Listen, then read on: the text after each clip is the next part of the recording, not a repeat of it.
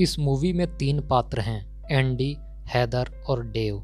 दरअसल ये जो कहानी है वो एंडी सुना रहा है। ये कहानी काफ़ी ज़्यादा ब्रूटल है और डेव जो है वो एक क्राफ्ट मेकर होता है जो अपनी ही जंगल में लकड़ियाँ काट के उसके अनेकों सामान बना के उसे बाज़ार में बेचता है। वो इन सब चीज़ों में काफ़ी ज़्यादा माहिर होता है। वो हर रोज़ जंगल जाके लकड़ियाँ काटता है और उनसे टेबल, फर्नीचर, बहुत सारी चीज़ें बनाता है। उसकी वाइफ का नाम हैदर होता है जो कि वो काफ़ी ज़्यादा खूबसूरत होती है। हैदर अपने आप को शहर की सबसे ज़्यादा खूबसूरत औरतों में से एक समझती थी और वो खुश थी बहुत ही ज़्यादा, क्योंकि वो बहुत ही ज़्यादा खुश थी उसके साथ। वो लोग स्कूल टाइम से ही दोनों फ्रेंड थे और बाद में दोनों आपस में शादी कर लेते हैं। एंडी जो है वो उनके यहाँ काम किया करता था जो कि ये कहानी को सुना रहा है और ये कहानी एंडी ही सुनाता है। हैदर सोने से चीज़ें बने उसे बहुत ही ज़्यादा पसंद थी और वो एंडी से हमेशा डिमांड कुछ ना कुछ करता था और जिसके कारण से डेव भी उसे सारी ख्वाहिशें पूरा करता था, क्योंकि डेव उससे बहुत ही ज़्यादा प्यार करता था। एक होता कुछ ऐसा है कि किसी कारणवश जो डेव होता है वह काम कर रहा होता है, तभी उसे पता चलता है कि एंडी जो कि उसका नौकर है वो आज काम पे नहीं आने वाला है। इस कारण से वो काफ़ी ज़्यादा परेशान हो जाता है, क्योंकि उसे एक बहुत ही बड़ा प्रोजेक्ट मिला होता है और वह बिना एंडी के उस प्रोजेक्ट को पूरा नहीं कर सकता था। और उसके बाद वो अपनी पत्नी हैदर के पास जाता है और उसे कहता है कि क्या तुम मेरे साथ जंगल में चलोगी लकड़ियाँ काटने के लिए। लेकिन उस टाइम जो जाने के लिए तैयार हो रही होती है और उसकी यह बात सुन के हैदर काफ़ी ज़्यादा नाराज़ हो जाती है। लेकिन उसके बार बार समझाने के बाद हैदर उसके साथ चलने के लिए राज़ी हो जाती है और फाइनली वो लोग जंगल में पहुंच जाते हैं, लकड़ियां काटना शुरू करते हैं। हैदर को देख के वहाँ पे साफ साफ लग रहा होता है कि उसे काम में ज़रा भी मन नहीं लग रहा है, लेकिन वो बस डेव का दिल रखने के लिए वहाँ पे आ गया और वो एक रस्सी को पकड़ के खींचने लगती है और वह एक रस्सी एक लकड़ी के सहारे फंस जाता है। और जब डेव उस पेड़ को काटता है तो पेड़ जब गिरने लगता है तो उसकी दिशा मुड़ जाती है और वह जाके हैदर के हाथ पे गिर जाती है और हैदर दर्द से बहुत ही ज़्यादा चिल्लाने लगती है, क्योंकि उसे बहुत ही ज़्यादा दर्द हो रहा होता है और हैदर का एक हाथ उसके नीचे दब जाता है। डेव काफ़ी ज़्यादा परेशान हो जाता है, चारों तरफ खून ही खून होता है और डेव को समझ नहीं आ रहा होता है कि वो किस तरह से अपनी बीवी को उस झंझट से निकाले और वह इधर उधर हेल्प के लिए बहुत ही ज़्यादा चिल्लाता है, लेकिन वहाँ पे उनकी आवाज़ सुनने वाला कोई भी नहीं था। फिर वह लकड़ी को हटाने का बहुत ही ज़्यादा कोशिश करता है, हैदर का हाथ को निकालने का कोशिश करता है, लेकिन वह नाकाम होता है। फाइनली वह अपनी कुल्हाड़ी से हैदर का हाथ काट देता है। उसके बाद जब हैदर ठीक होती है तो वह आईने में देखती है, खुद को बहुत ही ज़्यादा अधूरा पाती है। उसका सेल्फ कॉन्फिडेंट काफ़ी ज़्यादा वीक हो जाता है। उसे लगता है कि वह अब बाकी औरतों जैसी नहीं है और ना ही वो खूबसूरत है और वह काफ़ी ज़्यादा चिड़चिड़ी हो जाती है, जिस कारण से डेव भी काफ़ी ज़्यादा परेशान रहने लगा था। उसे बिल्कुल भी मन नहीं लगता था हैदर को रोते हुए देख के और वह अपना काम भी ठीक से नहीं कर पाता था, जिस कारण से वह काफ़ी ज़्यादा परेशान थे। वह फाइनली एक दिन एक लोहे का हाथ बना के हैदर को दिखाता है और कहता है दिखाओ ये कैसी है, लेकिन हैदर को वो हाथ बिल्कुल पसंद नहीं आता। वो बोलती है काफ़ी ज़्यादा डरावना दिखता है। उसके बाद वह दूसरी हाथ बनाता है और वह हैदर को दिखाने लगता है कि देखो यह तुम्हारे ऊपर फिट है। हैदर को वो हाथ काफ़ी ज़्यादा पसंद आता है, लेकिन हैदर डेव को कहती है मैं ये हाथ लगाऊंगी लेकिन तुम्हें इसे सोने का हाथ बनाना पड़ेगा।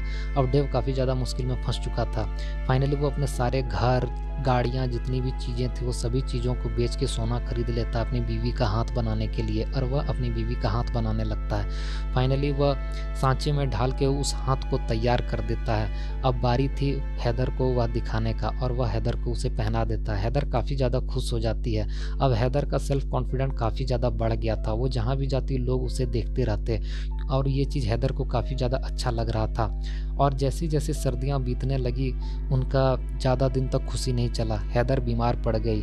डॉक्टरों ने बताया कि उसे गोल्ड डिजीज़ हो गया है। सोने का लगातार इस्तेमाल के कारण उसके हाथ में इन्फेक्शन हो गया जो कि जहर पूरी बॉडी में फैल गया और हैदर को ये हाथ खोलना पड़ेगा। लेकिन हैदर कहती है मैं ये हाथ नहीं खोलूँगी, चाहे मैं मर ही क्यों न जाऊँ। लेकिन डेव भी उसे समझाता है, लेकिन हैदर नहीं मानती है।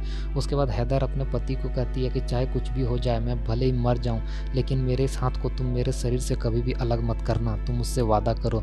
तो इस पे डेव भी उसे वादा करता है कि चाहे कुछ भी हो जाए मैं तुम्हारे इस हाथ को तुम्हारे बॉडी से कभी भी अलग नहीं करूँगा। और एक दिन इसी तरह देखते ही देखते हैदर को अटैक आता है, हैदर वहीं पे मर जाती है।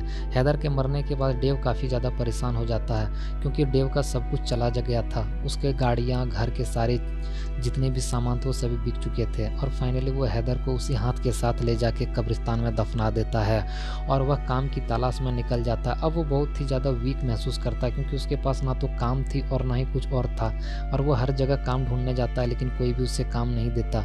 वो लकड़ियों की चीज़ें, छोटी छोटी चीज़ें बना के बेचता है और वह डिज़ाइन भी बनाता है, लेकिन उसका कोई फ़ायदा नहीं था क्योंकि कोई भी उस चीज़ को खरीदने के लिए राज़ी नहीं था। फाइनली एक दिन डेव बैठे बैठे सोच रहा था कि हैदर तो मर गई, लेकिन अब मेरे लॉन्स को कौन चुकाएगा। इस कारण से वो जाता है दोबारा और सोचता है कि कब्रिस्तान जाके हैदर का जो सोने का हाथ है उसे निकाल लिया जाए। हैदर की फ़ोटो देख के वही सोचता है और रात को वो निकल जाता है कब्रिस्तान की ओर और फाइनली वो कब्रिस्तान पहुंचता है, जहाँ पे वह कब्रिस्तान पहुंचने के बाद हैदर का जो कब्र होता है उसे खोद डालता है, जहाँ पे हैदर की आधी सड़ी हुई लाश पड़ी हुई होती है और वह उसके हाथ को निकालने का कोशिश करने लगता है। वह उसे देख रहा होता है और फाइनली उसके हाथ को निकाल लेता है, लेकिन जैसे उसके हाथ को निकालता है, वह जैसे मुड़ के देखता है हैदर का जो आँख था वो खुल चुका था, लेकिन उससे वह डर जाता है। वो सोचता है कि शरीर के खिंचाव के कारण उसका हाथ खुल गया है और वह फिर से उसे दफना देता है। वो हाथ वहाँ से लेके वह चला जाता है, लेकिन उसे पता नहीं चलता है कि हैदर फिर से उसे देख रही थी। वो काफ़ी ज़्यादा डर जाता है और वहाँ से उठ के भागने लगता है और भागते भागते वो किसी तरह अपने घर पहुँचता है, टेबल पे ले जाके उस हाथ को रख देता है। अब वो ये नहीं सोच पा रहा था कि उसके साथ बहुत ही कुछ बुरा होने वाला है। तभी दरवाजे पे कोई दस्तक देता है। वो काफ़ी ज़्यादा डर जाता है। दरवाजे पे वो जाके देखता है तो उसे कुछ भी नज़र नहीं आता, लेकिन वह जब नीचे जाता है तो काफ़ी ज़्यादा हवा चल रही होती है और वो अपने यार्ड के बाहर देखता है कि एक इंसान खड़ा होता है। वो समझ जाता है वो हैदर है। वो दौड़ के अपने घर के अंदर आ जाता है और अंदर आके दरवाजे को बंद करता है। तभी हैदर की फ़ोटो ऊपर से गिर जाती है, जिसके हाथ में कुल्हाड़ी होता है। वह देख के डेव को काफ़ी ज़्यादा हैरानी होती है। जैसे वो तस्वीर उठाता है, हैदर तस्वीर में बहुत ही ज़्यादा सामने आ जाती है, उसके बाद वहाँ से गायब हो जाती है। डेव उसे देख के काफ़ी ज़्यादा डर जाता है। तभी उसके दरवाजे पे कोई आता है। डेव काफ़ी ज़्यादा परेशान हो जाता है। वो दौड़ के दरवाजे के पास जाता है और दरवाजे को बंद कर देता है और वह हाथ को लेके अपने बेड पे चला जाता है। उसके बाद वह एक कंबल के सहारे खुद को ढकने की कोशिश करता है और वो खुद को ढक के देखता है कि आखिर यहाँ पे कौन आ रहा है। तभी दरवाज़ा खुलता है और वहाँ पे हैदर आ जाती है। हैदर का जो सड़ा हुआ लाश था वो चलते चलते धीरे धीरे, उसके हाथ में एक फावड़ा होता है, कुल्हाड़ी होती है और वह धीरे धीरे डेव के पास पहुंच जाता है। उसके बाद वह धीरे धीरे सीढ़ियाँ चढ़ने लगता है, जिसके कारण से डेव की हालत काफ़ी ज़्यादा पतली हो जाती है और वह हैदर उसके सामने आके खड़ी हो जाती है और वह उसे हाथ मांगती है और डेव डर से उसे उसका हाथ वापस कर देता है। हाथ लेने के बाद वो वहाँ से चली जाती है। डेव को लगता है वो चली गई, लेकिन वो जैसे कंबल को हटाता है वो देखता है कि हैदर वहीं पे उसके सामने खड़ी थी। एक ही कुल्हाड़ी के झटके से वह डेव का गर्दन को काट देती है। बाद में पता चलता है कि ये कहानी को एंडी ही सुना रहा था।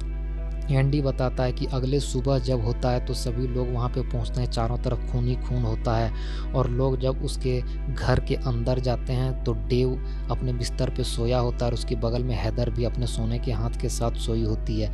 पुलिस काफ़ी ज़्यादा छानबीन करती है, लेकिन उसे इस चीज़ का पता नहीं चल पाता, जिस कारण से इस केस को बंद कर दिया जाता है और फाइनली डेव और हैदर को एक ही जगह पे, एक ही ताबूत में दफनाया जाता है और इस कहानी का अंत यहीं पे हो जाता है। तो दोस्तों, कैसी लगी ये कहानी आप लोग कमेंट बॉक्स में ज़रूर मुझे एक बार बताएं और मेरे इस चैनल को ज़रूर से ज़रूर सब्सक्राइब कर दें। सब्सक्राइब करने के बाद बेल आइकन को प्रेस कर दें। मेरा पुराना चैनल जो है वो किसी कारणवश डिलीट हो चुका है, तो जिस कारण से मैं काफ़ी ज़्यादा डिमोटिवेट हो चुका हूं। तो दोस्तों, आप लोगों से मेरी गुजारिश है कि कृपया आप लोग मेरे चैनल को सब्सक्राइब कर दें और वीडियो को पूरा देखें। मैं इसी तरह के इंटरेस्टिंग वीडियो आपके साथ हमेशा शेयर करूंगा।